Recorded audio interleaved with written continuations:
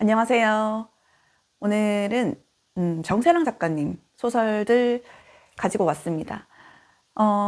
정세랑 작가님 소설은 워낙 유명해서 나 책 읽는다 하시는 분들은 솔직히 다 읽어보셨을 것 같아요. 근데 저도 정세랑 작가님 책 되게 좋아하거든요. 그래서 오늘은 한번 제가 읽은 책들을 이야기해 보려고 합니다. 저는 정세랑 작가님 책을 8권을 이렇게 가지고 있거든요. 8권을 가지고 있고, 그런데 이건 말고도 아직 이 정세랑 작가님 책들은 읽을 소설이 아주 많죠. 제가 가지고 있는 책들 한번 이야기 한번 해볼게요. 우선 첫 번째는 설자은 시리즈예요. 요 설자은 금성으로 돌아오다가 설자은 시리즈 첫 번째고, 그리고 설자은 불꽃을 쫓다. 이게 올해 1월에 나온 소설이에요. 그래서 이게 설자은 시리즈 두 번째예요. 우선 설자은 금성으로 돌아오다부터 이야기를 해보자면, 설자은은 당나라로 유학을 왔다가 당나라와 신라의 전쟁으로 지원이 끊기고 고립이 되었어요. 그래서 겨우겨우 살아가게 되거든요. 그러다가 두 나라 사이가 이제 회복이 되어서 신라로 돌아갈 수 있게 돼요.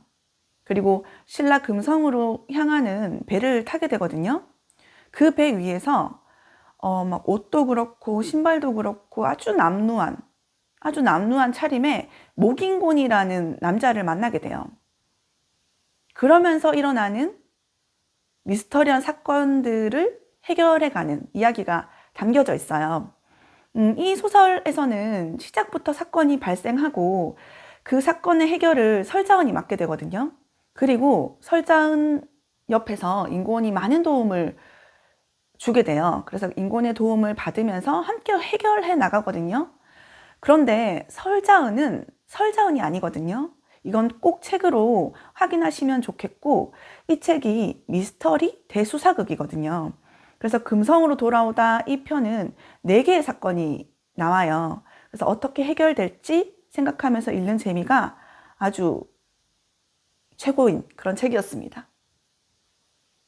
그리고 이 두 번째 시리즈 설자은 불꽃을 쫓다도 이 금성으로 돌아오다와 마찬가지로 미스터리한 사건들을 인곤과 그리고 여러 사람의 도움으로 해결해 나가는 이야기예요.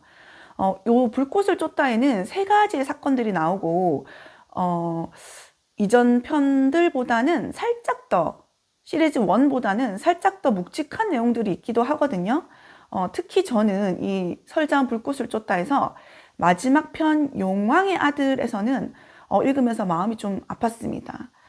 이전 편의 설자은보다 조금 많은 부담을 가지고 있는 것처럼 느껴져서 마음이 조금 아프더라고요. 이 시리즈들은 사건들은 심각하지만 그걸 어둡지 않고 코믹 요소도 좀 곁들여서 재밌게 풀어내고 있거든요. 그래서 너무 잘 읽었고, 2권 다 너무 재밌었어요. 2권 다 너무 재밌었고, 3권은 여기 뒤에 보니까 이렇게 설자은 호랑이 등에 올라타다 라고 이렇게 적혀 있던데, 이 3권이 언제 출간될지 모르지만 이것 또한 너무 기대되는 그런 책입니다. 그래서 요거는 시리즈별로 이렇게 1권, 2권, 1권 먼저 읽으시고 2권 읽으시면 될 것 같아요. 둘 다 너무 재밌거든요. 설자은 시리즈입니다. 다음 책은 재인, 재욱, 재훈이에요. 여기 나오는 재인, 재욱, 재훈은 남매예요. 둘째 재욱이 아랍공단 파견 근무로 곧 출국을 하기 때문에 이 셋은 서해안으로 여행을 가요. 그리고 그 여행에서 돌아오는 길에 배가 고파서 국도에 내려서 보이는 칼국수집으로 가서 해물칼국수를 먹어요. 그러고는 재인, 재욱, 재훈은 각자의 삶을 살죠. 그런데 갑자기 이 셋에게 작고 사소한 초능력이 생겨요. 예를 들면 재훈은 막는데요. 엘리베이터를 기다리지 않아도 되는 초능력이 생겨요. 자기가 10층에 있으면 어떤 층도 거치지 않고 엘리베이터가 바로 10층으로 올라와요. 이런 초능력이 생기거든요. 그러면서 펼쳐지는 이야기인데요. 작가님이 아무것도 아닌 우연, 아주 조그만 초능력, 평범하고 작은 친절, 자주 마주치는 다정함, 이런 것들에 대한 이야기를 쓰고 싶었다라고 하셨는데, 이 소설은 진짜 소소하지만 다정한 이야기가 들어있는 그런 소설이거든요. 이 작은 초능력이 다른 이들에게 어떤 도움을 주는지, 그리고 나는 또 어떤 작은 초능력이 갖고 싶은지 생각하면서 읽었어요. 이것도 너무 재밌게 읽었거든요. 재인, 재욱, 재운이에요. 네 번째는 목소리를 들을게요입니다. 이 책이 이번에 양장본으로 다시 리커버가 나온 것 같더라고요. 예약 판매를 하고 있는 것 같았어요. 교보에서 제가 잠깐 봤었는데 그랬던 것 같아요. 그리고 이게 단편소설인데 제가 단편소설들이 진짜 좋아지고 있어요. 너무 매력이 있네요. 이 책은 8개의 단편소설들이 들어있거든요. 이렇게 8개의 단편소설이 들어있고 솔직히 다 재밌습니다. 다 재미있지만 저는 여기서 리셋, 그리고 목소리를 드릴게요, 메달리스트의 좀비 시대, 이 세 가지가 가장 재밌게 읽었던 것 같아요. 짧게만 말씀드리면 리셋은 거대 지렁이들 사이에 살아있는 사람들과 미래 이야기예요. 뭐 환경 오염과 동물 그리고 자연을 파괴하고 있는 현대 사회에 대해서 생각해 볼 수 있는 그런 이야기고요. 그리고 목소리를 들을게요는 인간 속 깊숙하게 자리 잡고 있는 나쁜 마음들, 어떤 유해함에 대한 이야기예요. 그래서 읽을 때는 저는 좀 슬픈 마음이 들었습니다. 그리고 메달리스트 좀비 시대는 제목 그대로 좀비가 된 시대에, 저 좀비 좋아하나 봐요. 좀비가 된 시대에 살아남은 사람에 대한 그런 이야기예요. 그래서 이 8편 다 좀 부담 없이 재밌게 읽을 수 있거든요. 저는 좀 부담 없이 재밌게 읽었습니다. 그래서 단편소설 좋아하시면 이 책도 추천합니다. 5번째는 지구에서 하나뿐입니다. 이 책은 제가 2번째로 제독을 한 책인데요. 역시 책은 진짜 늘 제독하면 느끼지만 여러 번 읽어야 해요. 또 다르게 다가와요. 이 소설은 친환경 SF 로맨스 소설이거든요. 여기 나오는 하나는 환경주의자이고 오수선집을 운영하고 있어요. 그리고 한 자리에 머무르지 못하고 떠나는 걸 좋아하는 남자친구 경민이 있어요. 그 경민은 유성우를 보러 캐나다로 가거든요. 그리고 며칠이 지나서 뉴스에서 캐나다 밴쿠버 근교에 소형 운석이 떨어져 대피하는 소동이 일어났다는 뉴스를 하나가 보게 돼요. 그래서 걱정이 된 하나는 경민에게 이렇게 전화를 하는데 연락이 되지를 않아요. 그러다가 귀국 전날 전화 통화가 되고 공항에서 경민을 만났는데 이때부터 경민이 이상해요. 네. 이러면서 이제 일어나는 이야기들이 담겨져 있고요. 외계인도 나오고요. 그래서 처음 이 소설을 제가 딱 읽었을 때, 이 외계인 비호감인데, 집착 너무 심한데, 이 둘의 사랑, 이거 뭐지? 너무 안 아름다운데, 아름답지 않은데, 막 이랬거든요. 근데 2번째 읽으니까 또 새롭네요. 환경 문제에 관해서 많이 이야기되어 있고, 또 진정하게 사랑하는 것에 대해 생각해 볼 수도 있었어요. 여전히 사실 외계인 집착 심하네 싶긴 했거든요. 그런데 이번에는 마지막 부분 읽을 때는 또 울컥했습니다. 그리고 목소리를 들을게요. 이 책에 보면 단편 소설 모조지구 혁명기가 나와 있는데 그 이야기랑 이 책이랑 세계관이 연결되어 있는 부분도 있어서 재밌더라고요. 그래서 2번 읽으니까 더 재밌고 새로운 책이었습니다. 지구에서 하나뿐입니다. 6번째는 보건교사 안은영입니다. 이 책은 뭐 워낙 유명하잖아요.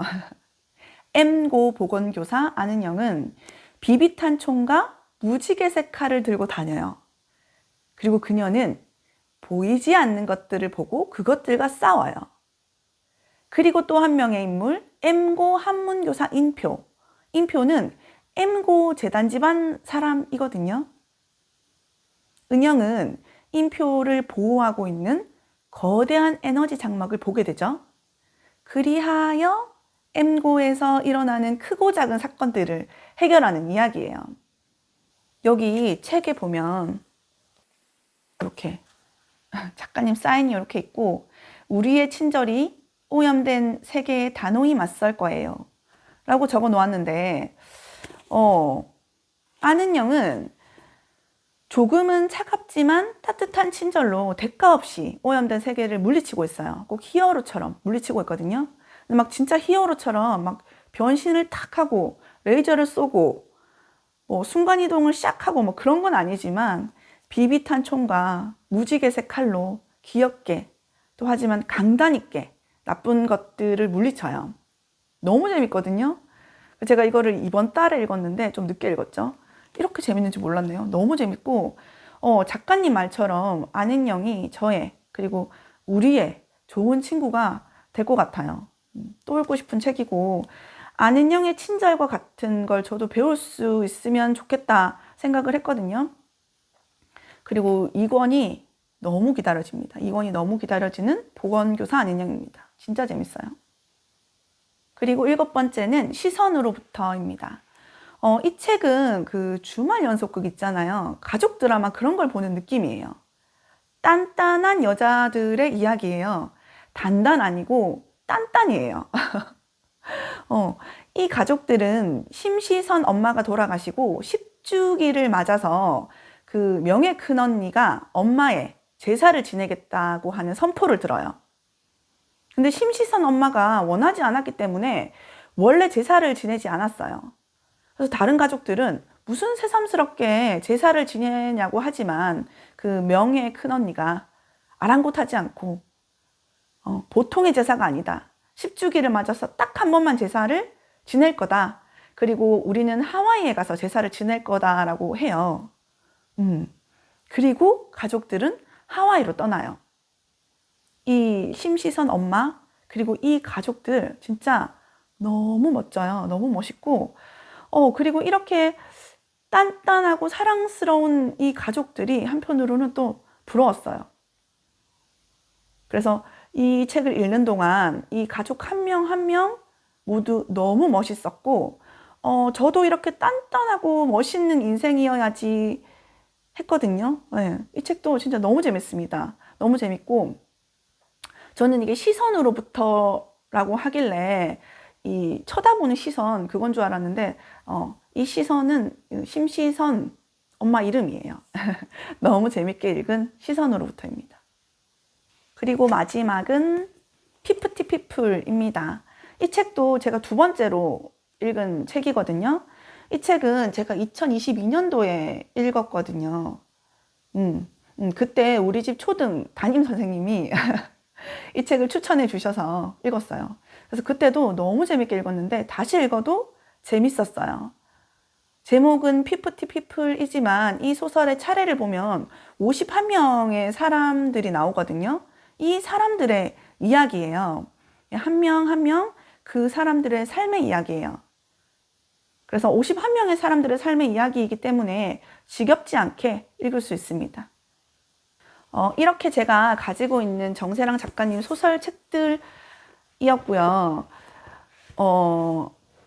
나는 한 번도 정세랑 작가님 책 읽어본 적 없다 하시는 분들도 계시잖아요. 그런 분들도 뭐 서점 가시거나 도서관 가시거나 하셔서 정세랑 작가님 책 그냥 모르고 아무거나 툭 꺼내서 읽어도 다 재밌을 것 같아요. 진짜 제가 가지고 있는 책 이 8권은 뭐 하나 빠지지 않고 다 재밌거든요. 그래서 정세랑 작가님 다른 책들도 읽어보고 싶더라고요. 그래서 장바구니에 담아두고 있습니다. 구입해서 읽어보려고요. 네, 너무 재밌게 읽은 정세랑 작가님 책이었고요. 그럼 오늘은 여기까지 하겠습니다. 늘 편안한 독서 하시고요. 감사합니다. 안녕.